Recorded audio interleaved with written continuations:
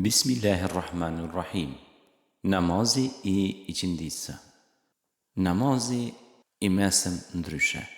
Si thot Allahu në Kur'an, vlera e namazit të qindisë, pra kur e përmend Allahu në Kur'anin famlar, thot: faleni rregullisht namazin, sidomos atë të mesmin. Surja Bekare 238. Pra namazi i mesëm është namazi i qindisë. Koha e namazit të qindisë fillon prej momentit kur hija e objekteve zgjatet sa vetë objekti, duke përjashtuar hijen e mesditës dhe vazhdon deri në perëndim të diellit. Namazi i qindisë përbëhet prej 8 rekateve, 4 janë sunet, ndërsa 4 janë farz. Pas niyetit për faljen e sunetit dhe tekbirit fillestar, 2 rekatet e para falen si ato të sunetit të drekës, ndërsa gjatë qëndrimit ulur në fund të tyre, përveç tehijatit me shahadet, duhet kënu dhe salavatet. Në rekatin e tretë duhet këndojmë subhaneken, audhu billahin, bismillahin, elhamdulillahin dhe një sure, ndërsa në rekatin e katërt bismillahin, elhamdulillahin dhe një sure. Në mbarim të rekatit të katërt, si zakonisht këndojmë tehijatin, shahadetin, salavatet, duat dhe japim selam. Pas faljes së sunetit, ngritemi në këmbë, e bëjmë ikametin dhe niyetin për faljen e farzit të qindisë. Këto 4 rekate falen plotësisht si 4 rekatet e farzit të drekës. Në fund të namazit tërheqim tesbihet, pra bëjmë dhikrullah dhe bëjmë aminin, pra lutjen. Namazi i qindisë ka vlera shumë të mëdha, besimtar të nderuar.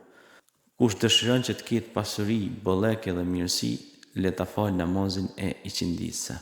Kush është pra ai besimtar i cili është i përpikt në faljet e namazeve, le të kujdeset pra dhe për namazin e mesëm, sepse namazi i mesëm pra është ai lavjersi matës i inputeve dhe outputeve, të hyrjeve dhe daljeve të brendshme dhe të jashtme.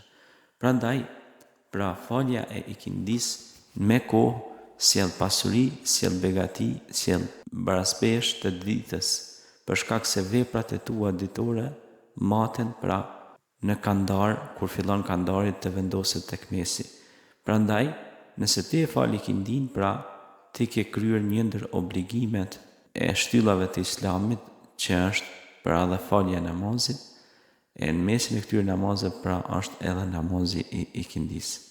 Sigurisht se disa namaze ndoshta ne i neglizhojmë, por nuk bën kurse si ti neglizhojmë, sepse inna salata kanat alal mu'minina kitaban mawquta, namazi është obligim për besimtarët në kohën e caktuar, sepse inna salata tanha anil fahsha'i wal munkar wa la dhikrullahi akbar.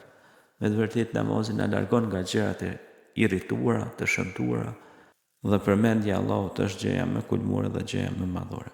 Pra, ti e ke falur i qindin dhe duhet të mendosh se akshamin vjen sahura, perëndimi i diellit.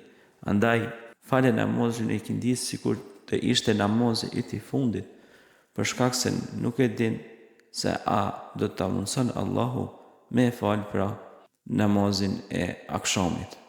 Pse jeta e njeriu është shumë e shkurtër dhe ne duhet t'i falemi Allahit, ta falenderojmë Allahin për çdo nimet, për çdo mirësi që na ka dhënë.